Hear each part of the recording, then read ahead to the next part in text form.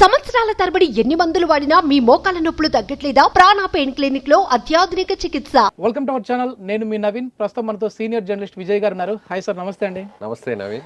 ఏంటి సార్, మొత్తానికి రిజల్ట్స్ చూస్తూ ఉంటే ఆంధ్రప్రదేశ్కి వచ్చిన అంటే టీడీపీ ఎన్డీఏ కూటమికి వచ్చిన రిజల్ట్ చూస్తూ ఉంటే ప్రజలందరూ కూడా ఆంధ్రప్రదేశ్కి ఒకే ఒక రాజధాని, అది అమరావతి ఉండాలని తేల్చేసినట్లుగా తెలుస్తూ ఉంది. 100%. సో కుప్పం ప్రజలు కూడా ఈరోజు బాబు గారు ముఖ్యమంత్రి హోదాలో వెళ్తే, అంటే నిన్న వెళ్ళారు పర్యటనకి, మహిళలు, కుప్పంకి సంబంధించిన మహిళలు దాదాపుగా 4.5 కోటి విరాళాలు ఇచ్చారు సార్. అంటే అభివృద్ధి ఖచ్చితంగా అమరావతిలో జరగాలి. గతంలో 2014 నుంచి 19 వరకు ఏ తప్పిదమైతే జరిగిందో, అంటే తాత్కాలికం ఆ మాట లేకుండా ఈసారి పూర్తిగా అభివృద్ధి అక్కడ జరగాలి, అది కూడా శాశ్వతంగా ఉండాలి అనే విధంగానే కోరుకుంటా ఉన్నట్టు తెలుస్తూ ఉంది. సో ఎట్లా చూడొచ్చు ఇది? అంటే అక్కడికి కుప్పం మహిళలు వచ్చేసి 4.5 కోటి విరాళాలు ఇవ్వడం అనేది. అంటే 2 రోజుల పర్యటన, అంటే చంద్రబాబు నాయుడు గారు ముఖ్యమంత్రిగా గెలిచిన తర్వాత ఆయన తన సొంత నియోజకవర్గాన్ని కుప్పంకి వెళ్ళారు. గతంలో వైసీపీ వైనాట్ కుప్పం, వైనాట్ 175 అనేటువంటి నినాదాన్ని తీసుకొచ్చింది. కుప్పంలో కూడా ఎందుకు గెలవకూడదు అంటూ కూడా పదే అప్పటి సీఎం జగన్మోహన్ రెడ్డి చెప్తూ వచ్చారు. అక్కడ ఉన్నటువంటి నాయకులు కూడా అదే చెప్పారు. ఒకనొక దశలో స్థానిక ఎన్నికల్లో గెలవడంతో, మున్సిపల్ ఎన్నికల్లో గెలిచిన తర్వాత ఎందుకు కొట్టలేము అనేటువంటి రకరకాల మాటలు ఇవన్నీ కూడా ప్రగల్భాలు చేశారు. అయితే 8వసారి కూడా గెలిపించారు వరుసగా. అంటే ఇప్పటి వరకు కూడా ఆయన ఎప్పుడైతే చంద్రగిరి నుంచి చంద్రబాబు గారు కుప్పంకు వెళ్ళారో, దాదాపు 1989 అనుకుంటాను, అప్పటి నుంచి 2014 వరకు హయ్యెస్ట్ మెజారిటీతో, భారీ మెజారిటీతో ఆయన వరుసగా గెలిపిస్తున్నారు.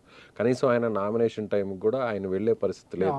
ఎందుకంటే ఆయన ప్రతిపక్ష నాయకుడు, పార్టీ అధ్యక్షుడు, పార్టీని గెలిపించాల్సినటువంటి బాధ్యత, ప్రచారం అంతా రాష్ట్రం మొత్తం తిరగాలి, ఇవన్నీ కూడా ఉన్నా కూడా ఆయన కనీసం కుప్పానికి వెళ్ళేటువంటి పరిస్థితి కూడా లేదు. అంటే ఆయన తరపున కుటుంబ సభ్యులు వెళ్ళారు, ప్రచారం చేశారు, పార్టీ నాయకులు ప్రచారం చేశారు, మీరు కూడా వెళ్ళారు కుప్పానికి కూడా,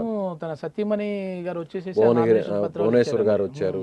సో ఇవన్నీ కూడా చూస్తే కుప్పం ప్రజలు ఎప్పటి నుంచో చంద్రబాబు నాయుడు గారిని ఎప్పటి నుంచో ఆయన ఆశీర్వదిస్తున్నారు, బంపర్ మెజార్టీతో గెలిపిస్తున్నారు.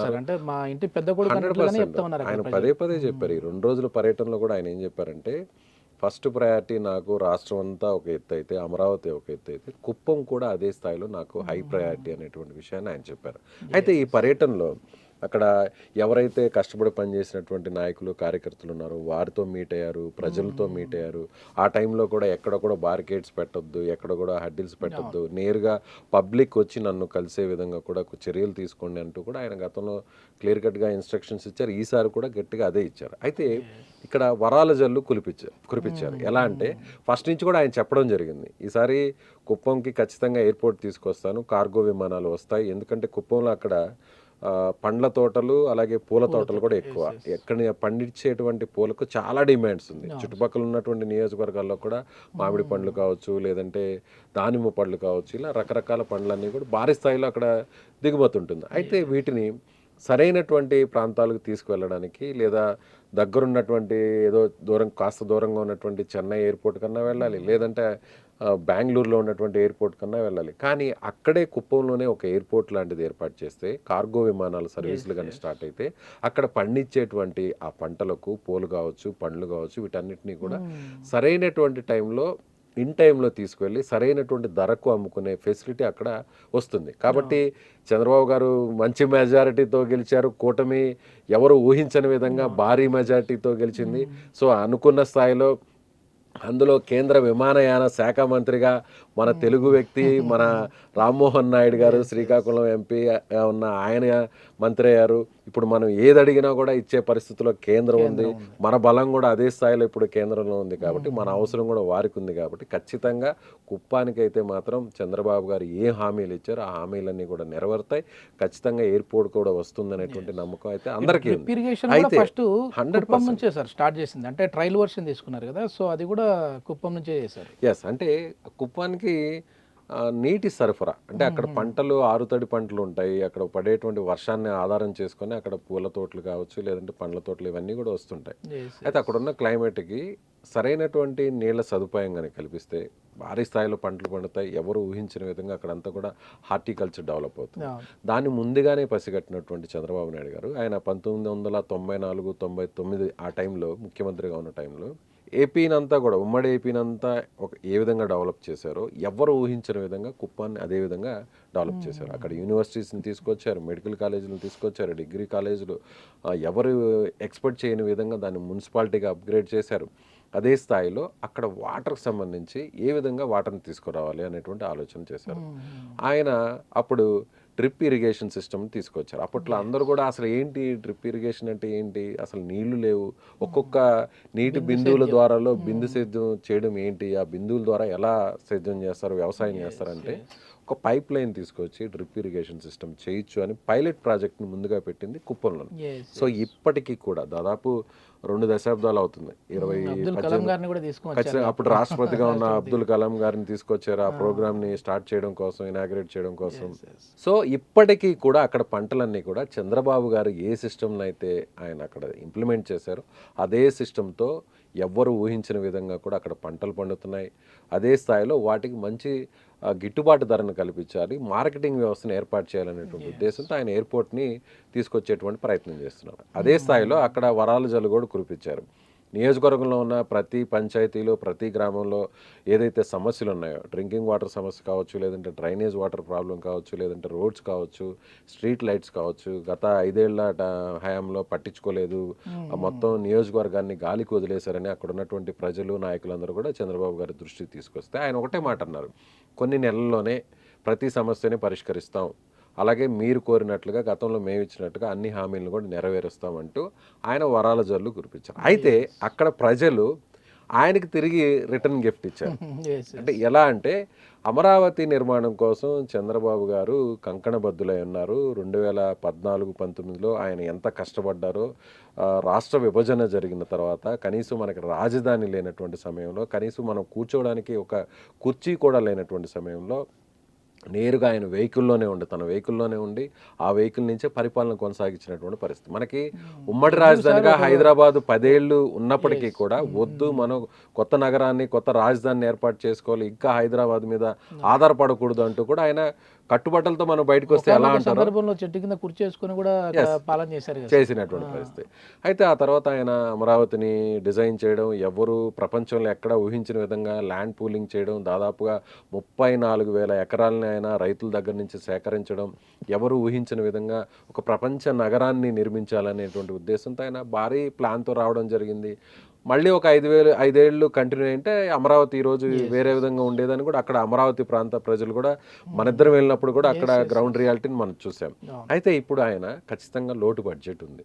మనం రాష్ట్ర విభజన జరిగిన తర్వాత అప్పులతో బయటకు వచ్చాం, లోటు బడ్జెట్ ఉంది, మనం పరిశ్రమలను, పెట్టుబడిదారులను తీసుకొచ్చి రాష్ట్రాన్ని అభివృద్ధి చేయాలి, ఒక మంచి నగరాన్ని నిర్మించాలి, హైదరాబాద్ లాంటి నగరం వస్తే మన రాష్ట్రం ఫైనాన్షియల్ గ్రోత్ కూడా పెరుగుతుంది అనేటువంటి పరిస్థితి ఆయన ఆలోచించారు. కానీ అది జరగలేదు, అనుకున్న స్థాయిలో జరగలేదు. సో ఇప్పుడు అమరావతి నిర్మాణానికి నిధులు అవసరం. కేంద్రం నుంచి వచ్చేటువంటి నిధులు కావచ్చు, బయట నుంచి వచ్చేటువంటి పెట్టుబడులు కావచ్చు, ఎలా చూసినా కూడా నిధులు అవసరం. కాబట్టి మహిళలు, అక్కడ ఉన్నటువంటి మహిళలు ముందుకొచ్చారు. డ్వాక్రా సంఘాలకు సంబంధించినటువంటి మహిళలు దాదాపుగా 4.5-4.5 కోట్లను విరాళంగా అమరావతికి ఇవ్వడం జరిగింది. అది స్వయంగా కుప్పంలోనే, చిత్తూరు జిల్లా ఆ గ్రూప్ సంబంధించినటువంటి ఉమెన్స్ అంతా కూడా, ఆ మహిళలందరూ కూడా నేరుగా ఆ చెక్కును కూడా అందించారు. అదేవిధంగా ఒక మెడికల్ ఎంబీబీఎస్ చదువుతున్నటువంటి ఒక స్టూడెంట్, ఒక అమ్మాయి కూడా, స్టూడెంట్ కూడా, విద్యార్థిని 25 లక్షల రూపాయలను కూడా చంద్రబాబు గారికి ఇవ్వడం జరిగింది. పొలాలు అమ్మి మరీ ఇస్తా ఉన్నారు సార్ అభివృద్ధి కోసం. అంటే ఇప్పుడు రాష్ట్రం ఎవరు ఊహించిన విధంగా డెవలప్ అవ్వాలంటే, రాష్ట్ర ఆర్థిక పరిస్థితి పెరగాలంటే, ఉద్యోగ అవకాశాలు రావాలంటే, పరిశ్రమలు రావాలంటే, విదేశీ పెట్టుబడులు రావాలంటే ఒక మహానగరం అవసరం. అది ఒక్క అమరావతి అయితేనే సాధ్యమవుతుంది. సో కాబట్టి ఎంత త్వరగా అమరావతి నిర్మాణం జరుగుతుందో అదే స్థాయిలో అంత త్వరగా రాష్ట్ర అభివృద్ధి జరుగుతుంది, ఆర్థిక పరిస్థితి కూడా మెరుగవుతుంది అనేది అందరూ ఇస్తున్నటువంటి పరిస్థితి. అందుకే స్వచ్ఛందంగా ముందుకు వస్తున్నారు, ప్రజలే ముందుకు వస్తున్నారు. అదేవిధంగా మెప్మా మున్సిపాలిటీ ప్రాజెక్టుకి సంబంధించినటువంటి ఆ విభాగానికి సంబంధించి కూడా వారు కూడా కుప్పంలో దాదాపుగా 1 కోటి రూపాయలు వారు కూడా విరాళంగా ఇచ్చినటువంటి పరిస్థితి. దీన్ని ఒక రోల్ మోడల్గా తీసుకొని చాలా కంపెనీస్ కూడా ఇంకా రాబోతాయి. అవును. చాలా కంపెనీస్, చాలా స్వచ్ఛంద సంస్థలు, చాలా పరిశ్రమలకు సంబంధించినటువంటి కంపెనీలు ఇవన్నీ కూడా ముందుకు వచ్చి అమరావతి నిర్మాణానికి మేము సైతం అంటూ వారు కూడా విరాళాలు ఇవ్వడానికి సిద్ధంగా ఉన్నారు, రాబోతున్నాయి. 14 నుంచి 19 సమయంలో కూడా చేశారు. గతంలో కూడా విరాళాలు ఇచ్చారు. చాలా మంది కూడా అనేక రకాలుగా సాయం చేసినటువంటి పరిస్థితి, ఒక నిధిని కూడా సేకరించినటువంటి, సమకూర్చినటువంటి పరిస్థితి. సో రాబోయే రోజుల్లో మేము సైతం అంటూ కూడా ప్రజలు కూడా అమరావతి నిర్మాణానికి మీరు చేస్తున్నటువంటి ఈ ప్రయత్నానికి మేము కూడా సహకారం అందిస్తాం, మా వంతు చేయూతను మీకు ఇవ్వబోతున్నాం అనేటువంటి ఒక ఉదాహరణ కుప్పంలో చంద్రబాబు గారికి అక్కడ ఉన్నటువంటి ప్రజలు, మహిళలు ఇచ్చినటువంటి రిటర్న్ గిఫ్ట్ని మనం చెప్పాలి. నెక్స్ట్ 5 ఏళ్లలో చూడొచ్చా సార్? అంటే ఒక అద్భుత నగరాన్ని చూడొచ్చా మనం? అంటే 5 ఏళ్లలో, అంటే ఆ 5 ఏళ్లలో మనకు అక్కడ రాజధాని నగరాన్ని ఎంచుకోవడానికి కొంత సమయం పట్టింది. ఎక్కడ రాజధానిని ఏర్పాటు చేయాలనే దాని గురించి ఎక్కువగా ఒక రకంగా చెప్పాలంటే సర్వే జరిగింది, పరిశోధన జరిగింది. ఇవన్నీ అయిన తర్వాతే అటు కృష్ణా, గుంటూరు మధ్యలో ఏర్పాటు చేస్తే బాగుంటుంది, విజయవాడ, గుంటూరు నగరాలకి మధ్యలో ఏర్పాటు చేస్తే బాగుంటుంది అనేటువంటి ఉద్దేశంతో అమరావతిని ఎంపిక చేయడం జరిగింది. ఆ తర్వాత ల్యాండ్ పూలింగ్ చేయడం, అందుకు తగ్గ అవసరమైనటువంటి భూములను సేకరించడం, రైతులను ఒప్పించడం, ఇవన్నీ కూడా జరిగాయి. అయితే ప్రస్తుతానికైతే పాలన జరగాలి కాబట్టి తాత్కాలికంగా కొంత అక్కడ సచివాలయాన్ని నిర్మించారు, అలాగే శాసనసభను నిర్మించారు, అలాగే ఐఏఎస్లు, ఐపీఎస్లు, అలాగే ఎమ్మెల్సీలు, ఎమ్మెల్యేలు, ఇతర, అలాగే హైకోర్టు కూడా ఆల్రెడీ మనకి నిర్మాణం పూర్తి స్థాయిలో గతంలోనే జరిగినటువంటి పరిస్థితి చూసాం.